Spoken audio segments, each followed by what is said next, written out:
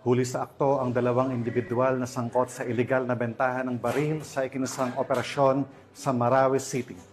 Ang nasabing operasyon ay bahagi ng pinaigting na kampanya ng Philippine National Police laban sa paglaganap ng loose firearms na maaaring magamit sa karahasan at terorismo, lalo na sa mga lugar na may kasaysayan ng kaguluhan.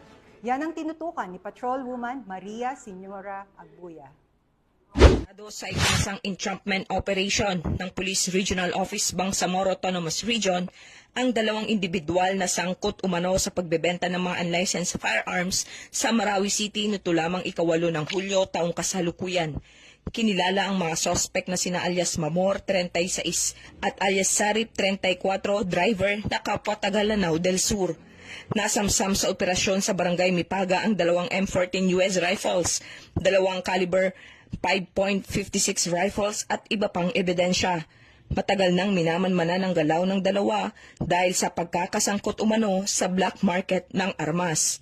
Nahaharap sila sa kasong paglabag sa Republic Act 10591 at kasalukuyang nasa kustodiya ng Marawi City Police Station.